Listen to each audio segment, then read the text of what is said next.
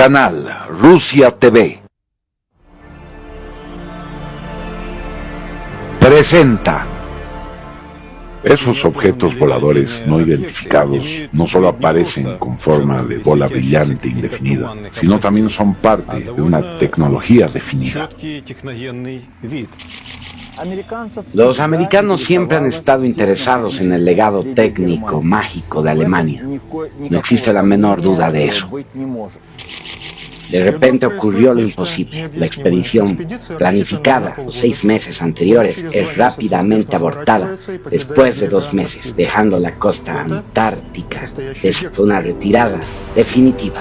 Los hechos son reales, las evidencias ciertas y los fenómenos sensacionales de la película El Tercer Reich, Operación OVNI, primera parte, la base.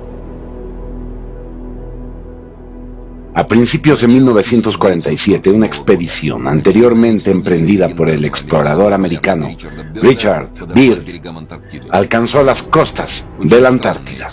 Fue una expedición muy extraña. Al contrario de las 3 anteriores, esta fue completamente financiada por el ejército de los Estados Unidos.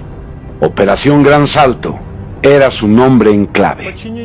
Bajo el mando del almirante Richard Byrd había un poderoso escuadrón militar, un portaaviones con decenas de aviones, en cubierta, un submarino, helicópteros y más de 5.000 personas.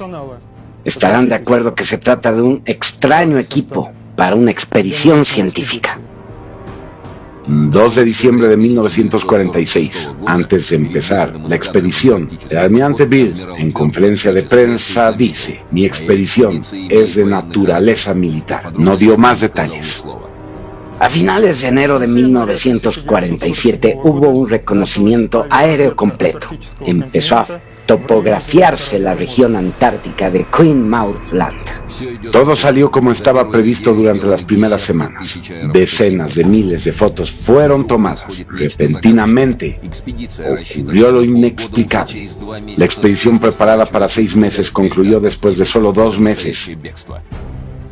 Huyendo por la costa antártica, fue una huida realmente rápida. Perdieron un destructor, casi la mitad de sus aviones, decenas de marineros y oficiales. En la Comisión de Investigación del Congreso de Estados Unidos, el almirante Byrd dijo lo siguiente: en el transcurso de otra guerra, América puede ser atacada por un enemigo que tenga la habilidad de volar de polo a polo a increíble velocidad. ¿Qué hizo huir a los americanos?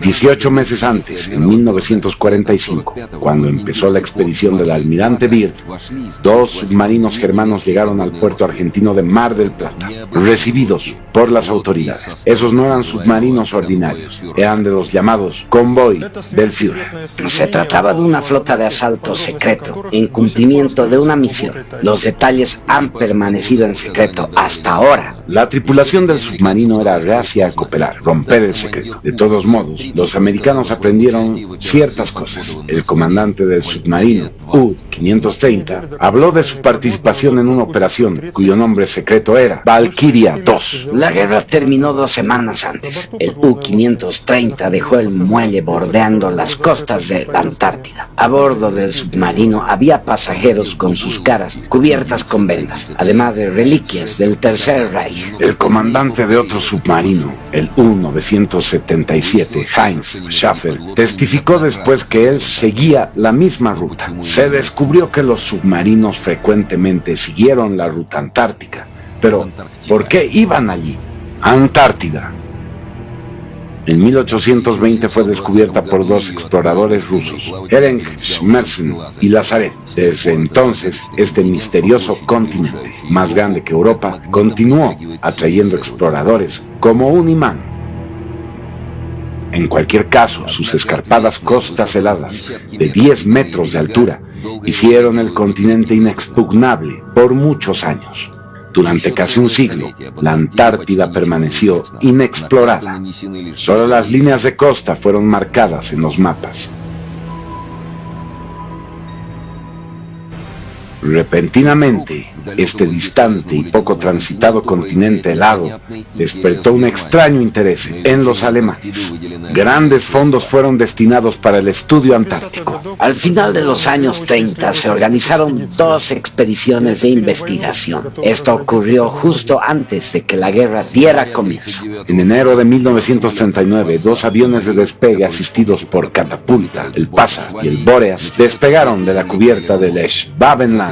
Empezaron a recorrer la tierra de la Reina Maud. En 3 semanas, los pilotos de la Luftwaffe, con banderas marcadas con esvásticas, incorporaron para el Tercer Reich un territorio del tamaño de Alemania. Fue llamado Nueva Suabia. En abril de 1939, el experimentado explorador polar, capitán Alfred Richter, escribió: «He completado la misión que me confió el teniente general Göring. Por primera vez, aviones germanos volaron sobre el continente de la Antártida. Cada 25 kilómetros arrojábamos banderines, cubriendo un área de unos 600.000 kilómetros cuadrados, de los cuales 350.000 fueron fotografiados». Los aviones de Göring hicieron su trabajo.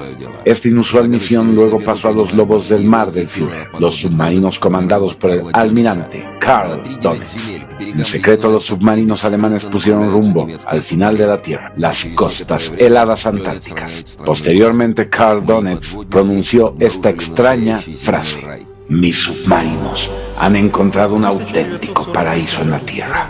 En 1943, en el clímax de la guerra con Rusia, el gran almirante Donitz pronunció otra no menos misteriosa frase: «La flota de submarinos germanos está orgullosamente en el otro extremo del mundo. Hemos hecho una inexpugnable ciudadela para nuestro Führer». En aquel entonces, las palabras del gran almirante de las flotas germanas fueron solo comprendidas por un círculo interno muy pequeño. Hoy solo podemos suponer lo que el gran almirante quiso decir. Recientemente se encontró un enorme lago subterráneo 1 kilómetro bajo el hielo, el lago Vostok. Su temperatura es de 18 grados centígrados. Sobre la superficie del agua hay cúpulas abovedadas que contienen aire caliente. Es posible que desde esos lagos cálidos fluya constantemente un río de agua caliente hacia el océano. Durante miles de años, esos ríos cálidos pueden haber formado bajo el hielo largos túneles subterráneos, perfectos para la construcción de bases secretas. Desde el borde del océano, cualquier submarino podría pasar fácilmente bajo el hielo costero hacia los túneles. Así fue construida una base inmune a tormentas y frío polar, totalmente oculta al exterior y fuera del alcance enemigo. Si los alemanes tenían que elegir un lugar para una base secreta, crear una zona secreta que desde el exterior pareciera totalmente inaccesible, las zonas polares, incluyendo Antártida, sería un área totalmente adecuada para este nivel de seguridad. De hecho, según los testimonios de los testigos y otros documentos, los nazis tenían planes para crear una base secreta en la Antártida. Su nombre secreto: Base 211. A principios de 1939, barcos regulares cubrían el trayecto entre Alemania y la Antártida en un buque de investigación especialmente equipado y modificado llamado Suabia. Equipamiento de construcción minera y otra maquinaria, incluidas vías de tren, camiones y gigantescas máquinas de construcción de túneles, fueron transportados a la tierra de la Reina Maud. Al mismo tiempo llegaron científicos, ingenieros y trabajadores altamente cualificados. ¿Por qué tenía Alemania necesidad de una base tan remota? Hay varias suposiciones. Algunos creen que Alemania buscaba controlar los mares del sur. Otros, que los alemanes fueron atraídos por los recursos naturales antárticos, como uranio, el cual es esencial para la creación de superarmas. Muchos suponen que en caso de ser derrotados en la guerra, la Antártida sería un refugio seguro para la élite del Tercer Reich. En 1942 comenzó el traslado de los futuros pobladores de Nueva Suabia, incluyendo científicos, ingenieros, miembros y representantes del partido nazi y del Estado alemán. Ciertamente tecnologías industriales secretas fueron también transportadas desde Alemania. En la postguerra, los americanos contrataban científicos alemanes para trabajar en Estados Unidos. Les sorprendió encontrar que miles de especialistas altamente cualificados del Tercer Reich habían desaparecido y no figuraban en las listas como fallecidos. Alrededor de 100 submarinos también desaparecieron. Nunca fueron encontrados. Está claro que la inteligencia americana obtuvo información concerniente al hecho de que parte del legado nazi, su potencia tecnológica en términos de investigadores y científicos, fueron evacuados de Alemania y naturalmente la zona polar Antártida se convirtió en el centro de su atención. Están también los testimonios de los marinos alemanes que fueron recibidos por las autoridades argentinas. Parece que eso alarmó mucho a los estadounidenses. Al final de 1946, el famoso explorador polar y almirante de la Armada estadounidense Richard Byrd recibió la orden de destruir la base nazi en la Antártida. Pero las cosas fueron mal. La resistencia que recibió el escuadrón americano incluso hoy suscita muchas preguntas.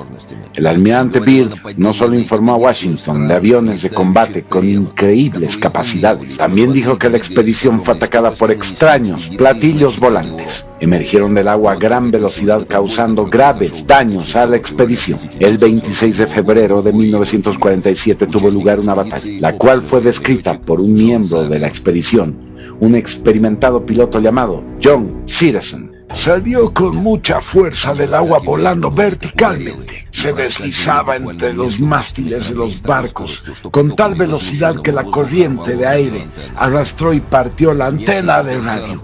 No me dio tiempo ni a parpadear. 2 soldados del Casablanca fueron destruidos por algún tipo de misterioso rayo disparado desde la nariz del platillo volante. Luego este se sumergió en el agua próxima a los barcos. En ese momento yo estaba en la cubierta del Casablanca y lo vi como usted me está viendo a mí. No pude entenderlo.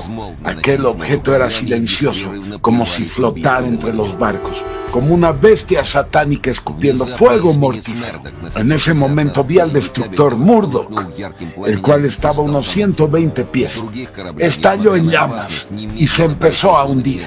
A pesar del riesgo, rescaté equipos y botes salvavidas que lancé inmediatamente desde el lugar del desastre hasta otros barcos.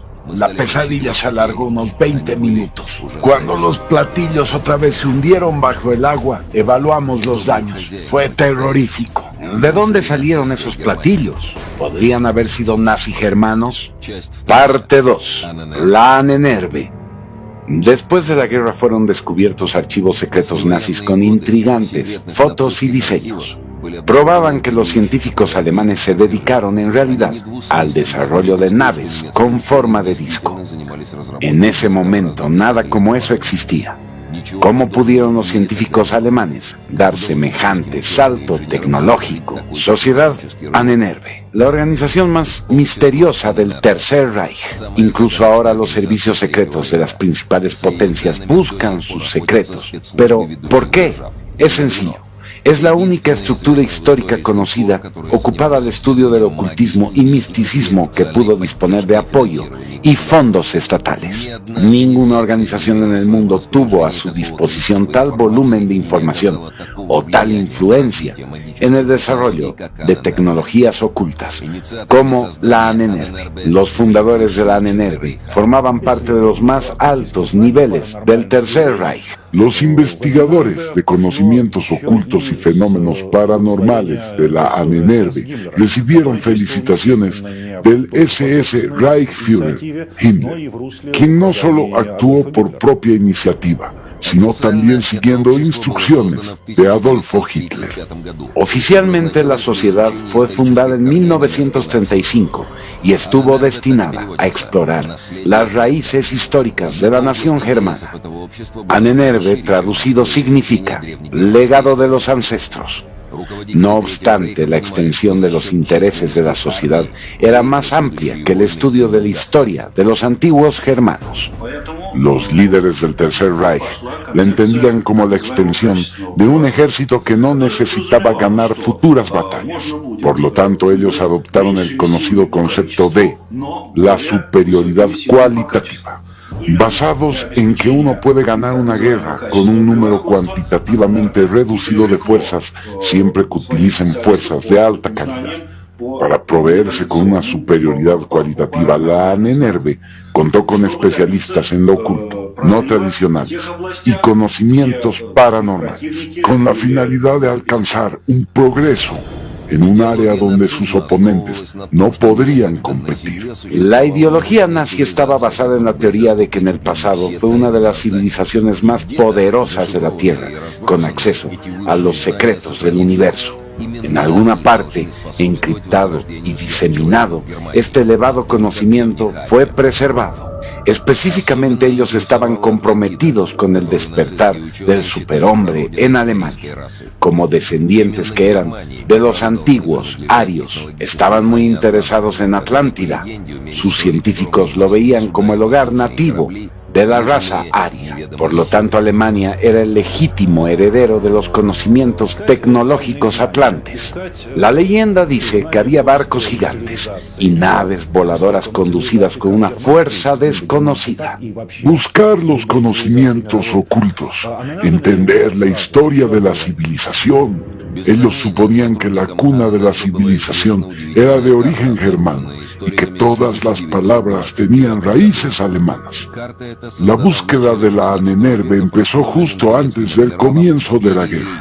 No hay dudas de que los miembros de la Ahnenerbe tenían un extraordinario mapa descubierto por los historiadores en 1929. El mapa fue hecho a comienzos del siglo XVI por el famoso almirante turco Piri Reis. El sorprendente hecho son los detalles que muestra el mapa, reflejando las costas antárticas reales. Eso fue 300 años antes del descubrimiento oficial del continente. En los apuntes del mapa, el almirante escribió que se basó en numerosas fuentes, algunas al menos 3000 años de antigüedad. Pero lo más misterioso era la línea de costa de Antártida, la cual es mostrada sin su capa de hielo. El mapa resulta increíble, incluso hoy. Esta es la opinión de un especialista de las Fuerzas Aéreas de Estados Unidos. La línea de costa representada en este mapa fue dibujada antes de que el hielo la cubriera. El espesor del hielo en esta zona está entre 1 y 1.5 kilómetros. No tenemos ni idea de cómo pudieron obtener estos datos en 1513. Los expertos internacionales examinaron en profundidad el mapa de Piri Reis, concluyendo que era más preciso que los mapas del siglo XX. Los análisis sismológicos confirmaron el hecho, el cual no ha sido conocido hasta recientemente, de que algunas montañas antes consideradas como un solo bloque son en realidad islas separadas, como figuran en el antiguo mapa. Hace 70 años nadie podía imaginar el impacto del mapa de Piri Reis en los fundadores de la teoría de la raza aria. Eso trajo esperanza en la búsqueda de la herencia tecnomágica de la Atlántida. Una hipótesis establece que la Antártida es la anterior Atlántida, sepultada por el hielo como resultado de los desplazamientos polares. Una vez que ellos supieron que ese mapa existía, realizaron descubrimientos secretos que podrían haber sido registrados en cualquier lugar. Pero, ¿dónde? Las expediciones secretas de la Ahnenerbe empezaron a descubrir antiguas reliquias y manuscritos alrededor del mundo, desde el Tíbet hasta Sudamérica. Notablemente ellos hicieron con archivos de los caballeros templarios, los cuales contienen detalles de que ellos visitaron América mucho antes que Colón. Aparentemente los templarios se apropiaron de manuscritos secretos similares al mapa de Piri Reis. Ello indica que ellos conocían algo importante sobre la Antártida. En los territorios ocupados, las unidades de comando especiales de las SS buscaron en bibliotecas y archivos. Los libros de las facultades de teología y de varias sociedades secretas fueron confiscados tan pronto como fueron encontrados. La Ahnenerbe coleccionó una enorme biblioteca. De acuerdo al bibliotecario de una de las bibliotecas de Postomsky, en marzo de 1945, él observó a las tropas soviéticas aproximándose a territorio alemán. La Ahnenerbe fue evacuando la biblioteca, desalojando 140.000 volúmenes. El catálogo de ejemplares tuvo que ser muy interesante. Es posible que la Ahnenerbe descubriera algo increíble sobre la Antártida. Ellos estudiaron este continente uno de los principales objetivos de los líderes nazis. En realidad, las SS adquirieron después unos conocimientos muy detallados. La Copa del Grial, junto con la lanza sagrada, les abrieron el camino para dominar el mundo. Hitler pensó en estos legendarios objetos antes de la Primera Guerra Mundial. La lanza del destino estaba a salvo en el Museo de Viena. Hitler se hizo con la lanza en 1938, después de que Alemania se anexionara Austria. Con el fin de dominar el mundo, él buscó el Santo Grial para complementar la legendaria lanza, símbolo del principio activo masculino y del conocimiento científico mundial, con la copa, símbolo del principio activo femenino y de sabiduría. Esta es una idea básica que preocupó a la élite del Tercer Reich: fusionar los últimos avances científicos con la antigua sabiduría, incluso careciendo de explicaciones racionales. Esto podría haber generado una atractiva y productiva idea. Para la investigación científica, la Ahnenerbe contrató un personal de élite, principalmente a los científicos más famosos, y cientos de trabajadores de más de 50 disciplinas universitarias. La Ahnenerbe se ocupó del estudio de matemáticas, astronomía, genética, medicina y el desarrollo secreto de armas no convencionales, además de métodos psicológicos y psicotrópicos de influencia de masas. Exploraron la ciencia oculta, prácticas religiosas y místicas, personas con habilidades paranormales. La Ahnenerbe estaba seriamente comprometida con esa investigación. La prueba de eso son las prácticas de la dirección de la Ahnenerbe, la cual incluía a Himmler. Antes de que la guerra empezara en 1939, los estudios se ocupaban de lo concerniente a las habilidades paranormales de los trabajadores de la Ahnenerbe. Los resultados eran grabados en ficheros personales. Cuando la guerra empezó, los oficiales que tenían esas habilidades paranormales, junto con los demás que mostraran capacidades psíquicas, eran introducidos en un departamento normal de la Ahnenerbe. Por desgracia, no hay registros de los trabajos realizados en ese departamento, o lo que es más importante, qué resultados obtenidos. Uno de los principales objetivos perseguidos por los expertos de la Ahnenerbe fue usar las habilidades paranormales para contactar con desconocidos seres o extranjeros, como ellos los llamaban. El objetivo era obtener de los altamente desarrollados extraterrestres y las antiguas civilizaciones terrestres conocimientos tecnológicos superiores. Y de hecho, ocurrió. Parte 3. Platillos voladores. Diciembre de 1919. Los miembros de la sociedad secreta Thule, predecesores de la Ahnenerbe, se reunieron en las estribaciones de los Alpes, en una granja cercana a Berchtesgaden, donde Hitler tenía su residencia alpina. Entre lo más selecto estaban dos experimentados mediums, o contactados, como se dice hoy en día. Uno de ellos resguardado bajo el misterioso nombre de Sigrun. La otra medium es María Orschrik, de Zagreb. Ella entraba en estado de trance y contaba cosas extrañas de una civilización en la constelación de Tauro. Recibía increíble información técnica. Ese conocimiento no fue rechazado por nadie, al contrario, les resultó enormemente interesante. Estaba relacionado con la construcción de un vehículo volador inusual, el cual podría alterar el flujo del tiempo a su alrededor. Un paso hacia el sueño de la sociedad secreta, una máquina para introducirse en las entrañas de la historia, obteniendo el conocimiento de antiguas y elevadas civilizaciones. Aquí pueden ver un diseño de un avión con la firma del famoso científico e inventor alemán, Victor Schauberger. Este conocimiento canalizado pasó a los científicos para traducirlo a técnicas claras para los ingenieros. Para 1922 el primer modelo había sido construido. El artefacto tenía 3 discos paralelos. Cuando entraban en movimiento, los discos superior e inferior rotaban en direcciones opuestas, creando un campo magnético muy fuerte con efecto antigravitatorio. Si podemos confiar en las evidencias, este diseño no solo flotaba en el aire, sino que deformaba alrededor de él la estructura del tiempo. Se cree que este fue el prototipo de la futura tecnología mágica de los platillos voladores no basados en principios clásicos de vuelo.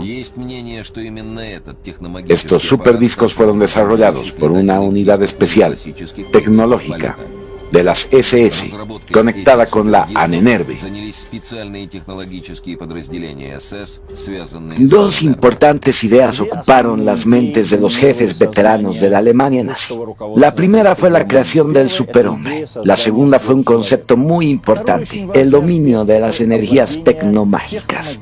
Esto no solo incluía la posibilidad de dominar energía nuclear, sino también, por supuesto, los artefactos voladores con forma de disco.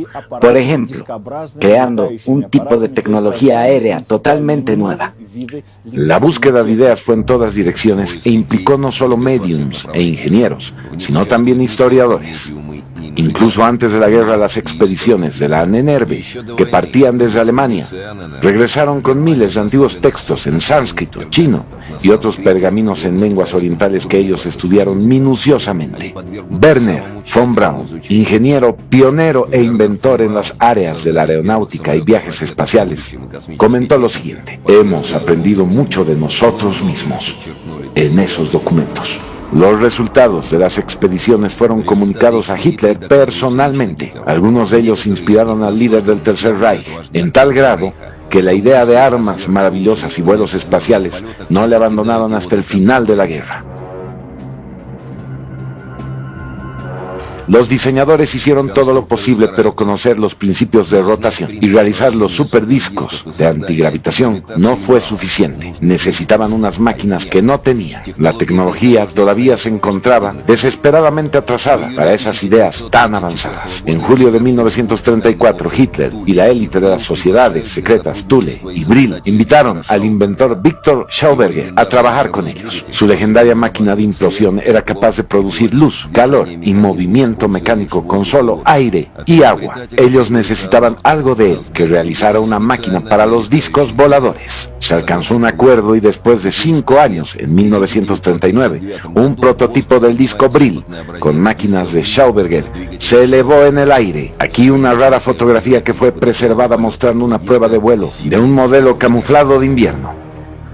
El progreso de la tecnología mágica de los discos ha sido extremadamente lenta con una falta de experiencias y especialistas de campo. Ellos se vieron forzados a tomar extraordinarias decisiones. Para desarrollar el superdisco se trajo el Sonderbohrer 13. Esta unidad especial de investigadores científicos de las SS se ocupó de temas muy delicados, como el estudio de objetos volantes no identificados. Incluso con los mejores científicos y los pilotos de pruebas, el proyecto se paralizó y nunca fue nuevamente reanudado. Todo quedó como alto secreto. Yo hablé con el profesor alemán Hermann Obert, homólogo de nuestro Siolovsky. Fue el profesor de Wernher von Braun y le pregunté acerca de los platillos volantes. Él dijo: sí, oí hablar acerca de ellos y tengo constancia de esos trabajos, pero los supervisaba las SS y nosotros no teníamos acceso a lo que hacían realmente nuestros colegas. En Berlín estaban ocupados en ello. A finales de 1942 se elevó en el aire un disco volador brillantemente armado, llamado Brill 1 o Jaeger, con un diámetro de 11.5 metros. Se supone que antes del fin de la guerra se fabricaron 17 tipos de discos voladores, pero uno debería ser escéptico sobre tales anuncios. No creo que ellos tuvieran una flota completa de discos voladores. Quizás sí algunos. Eso es todo. Los alemanes querían usarlos como naves espía. Si los miras de frente son casi invisibles. Los generales que participaron en la batalla de Kursk y 2 héroes de la Unión Soviética que conocí personalmente, un piloto y un comando de tanques, me hablaron de un enorme disco en el cielo durante la batalla de Kursk. ¿Qué era aquello? Ellos no lo sabían. Ninguno de los alemanes ni los rusos lo conocían. El platillo no fue hecho por nosotros, se lo aseguro. Es verdad, conozco muy bien la historia de la aviación rusa.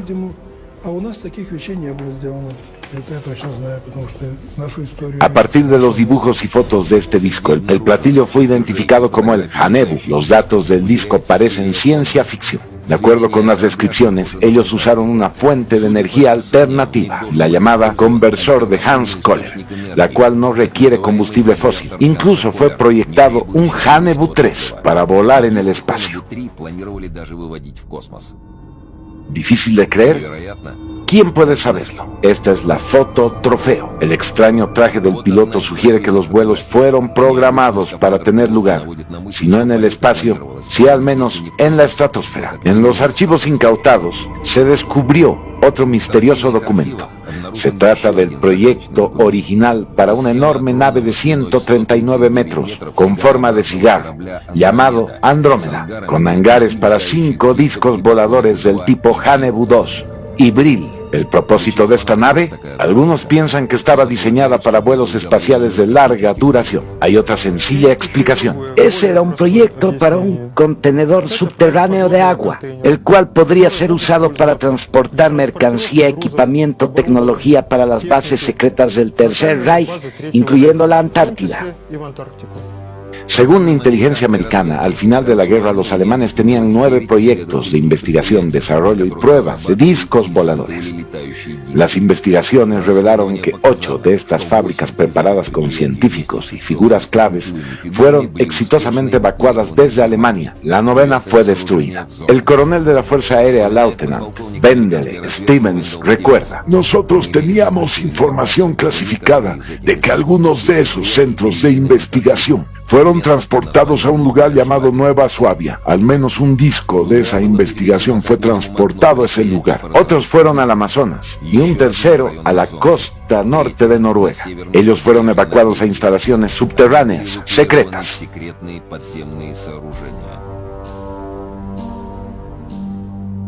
Pero el Tercer Reich no tuvo suficiente tiempo para implementar este grandioso plan. Los discos voladores, reportados en 1947 en la Antártida, probablemente no eran los mismos discos. Quizás esos eran discos alemanes volando según los principios clásicos, aquellos que ya habían sido desarrollados por el Tercer Reich, quizás como complemento seguro a sus otros proyectos de tecnología tecnomágica. Unos pocos de estos prototipos ya habían sido fabricados. Algunos se probaron muy bien. Se trataba de un salto tecnológico gigante y los enemigos de Alemania estaban muy lejos de ello. Sin embargo, estaban lejos de ese tipo de discos voladores que los líderes tenían en mente. Aquellos prototipos creados por los alemanes podían no solo volar en el aire, sino incluso quizás volar sobre superficies sólidas o líquidas, lo mismo que tenemos ahora volando sobre un colchón de aire como un aerodeslizador. La razón de ello es que todos ellos eran objetos tipo ventilador. Tenían una ventaja sobre el aerodeslizador convencional. Esos platillos no tenían una caída en barrena, por lo que eran muy fáciles de conducir. Pero no estaban diseñados para altas velocidades ni para unos materiales baratos. Uno de los prototipos más avanzados, el disco volador llamado Bellonzo, fue probado por primera y última vez el 14 de febrero de 1945, cerca de Praga. La potencia de elevación era producida por el diseño silencioso y sin llama de Victor Schauberger. Los informes dicen que un disco no piloteado alcanzó una altura de 15 kilómetros en 3 minutos con una velocidad horizontal de 2.200 kilómetros por hora. El disco volador demostró que podía permanecer suspendido en el aire y volar hacia adelante y hacia atrás sin tener que girar. ¿Éxito? Totalmente. Pero la guerra estaba ahora en territorio alemán. No esperando la ocupación de territorio alemán, los nazis destruyeron los prototipos no convencionales que no pudieron evacuar. El único ejemplar del disco Bellonzo fue también destruido. El desarrollador de la tecnología más importante, Victor Schauberger, más tarde declaró: el modelo fue probado en febrero de 1945. Fue construido en colaboración con expertos de todo el mundo en motores de combustión, en el campo de concentración de Mauthausen. Luego ellos regresaron al campo. Para ellos ese fue el fin. Fue Keitel quien voló la nave experimental. Por tanto, estos bellos dibujos representando discos sobre la base antártica es la imaginación de un artista. Otras fotos y dibujos son sospechosos. Fueron hechos para probar partes del disco experimental con ciertos parámetros, o eran parte de presentaciones iniciales a las autoridades. Es importante dar credibilidad a los ingenieros y científicos alemanes que lograron enormes éxitos. El salto del Tercer Reich en ciencia y tecnología no fue accidental. Una combinación de investigación científica con un análisis de la antigua sabiduría consiguieron increíbles resultados. Sea como fuera la derrota que los nazis sufrieron, no fue accidental. La Copa del Graal no es tan solo un símbolo de antigua sabiduría, sino también un código de moral que viene de siglos. Podríamos suponer que los nazis rechazaron deliberadamente ese código. Этот опыт нацисты сознательно отвергли.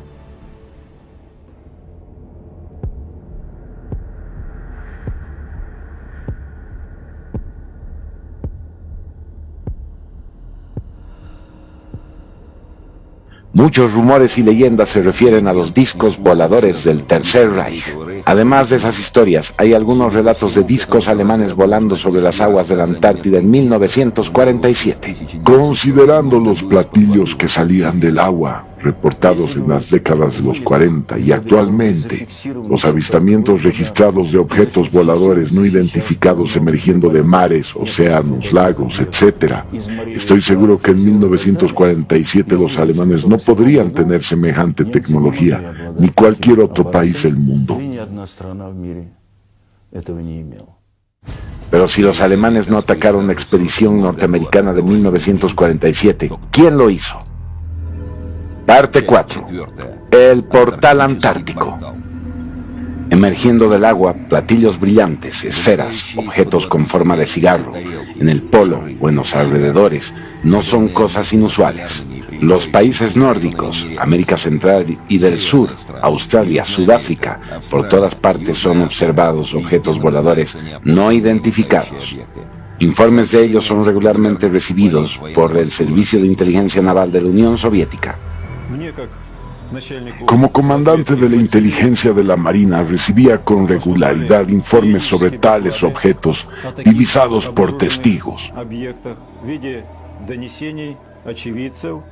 Sería erróneo pensar que los ovnis eran tan solo observados en el norte.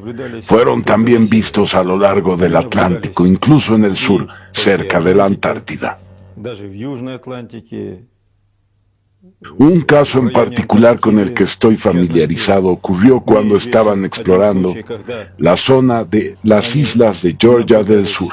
Surgieron debajo de las aguas unos pescadores, vieron un objeto, tomaron unas imágenes como esta mostrada aquí en estos fotogramas. A pesar del fuerte viento, el objeto permaneció parado durante un largo tiempo.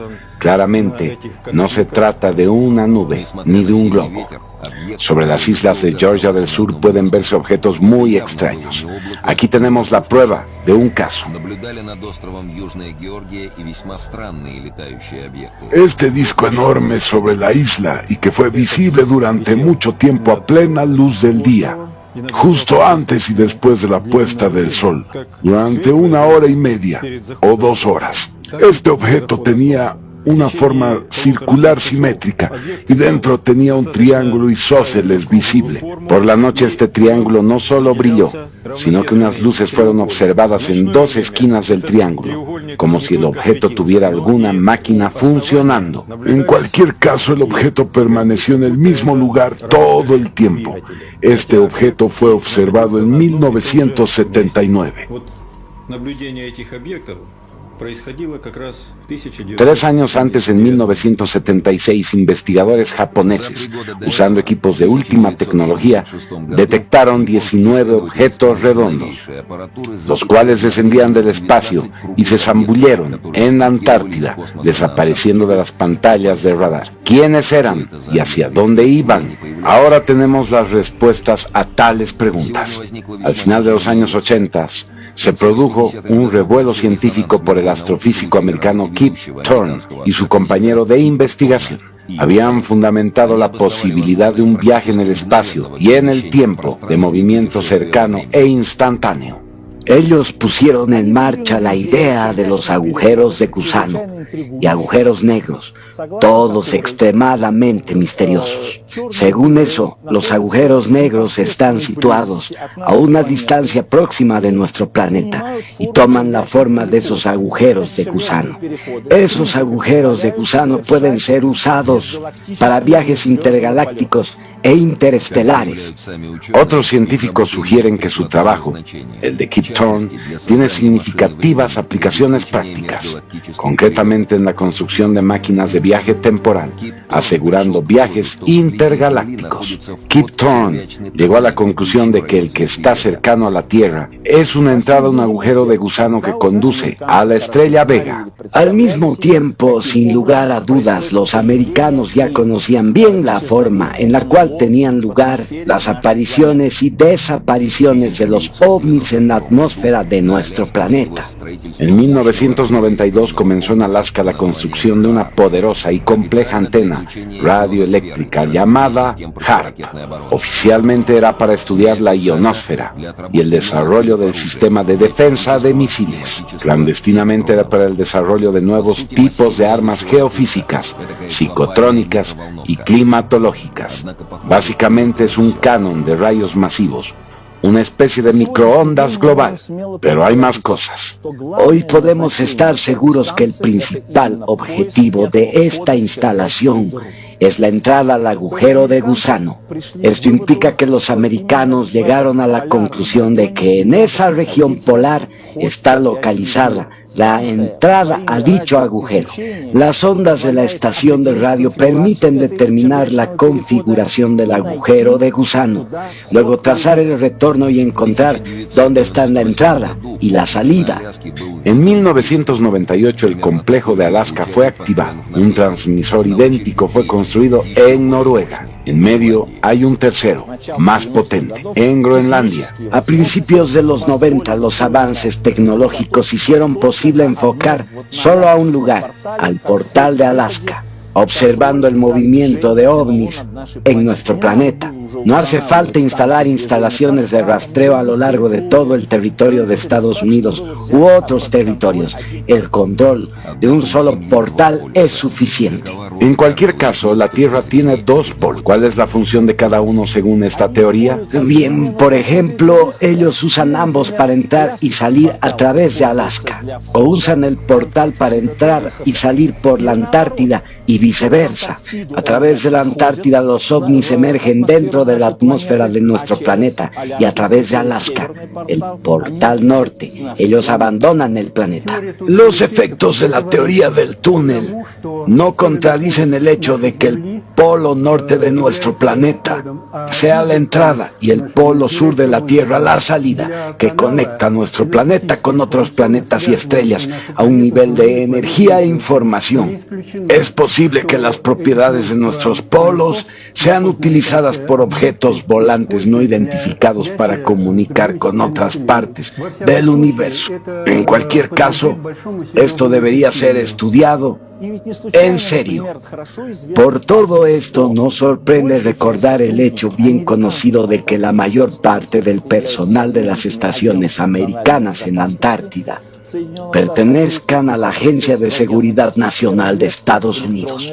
Militares, técnicos, inteligencia electrónica y empleados de la Agencia Central de Inteligencia, la CIA.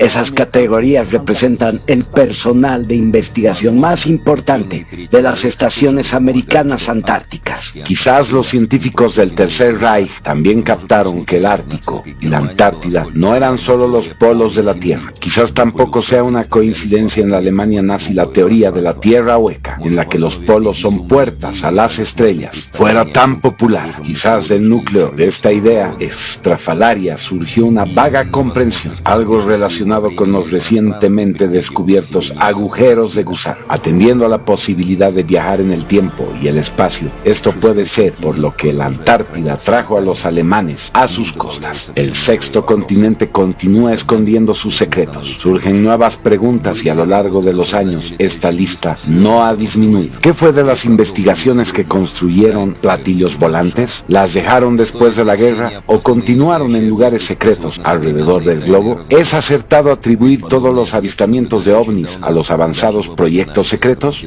Los ovnis son observados hace mucho tiempo, incluso durante el tiempo de Alejandro de Macedonia. ¿Qué tipo de objetos surgían de las aguas para atacar la expedición del almirante Byrd? con qué grandes seres desconocidos los alemanes se esforzaron apasionadamente en cooperar. ¿De qué se trata? ¿Mito? ¿O seres reales que por miles de años han conducido sus invisibles actividades en nuestro planeta Tierra?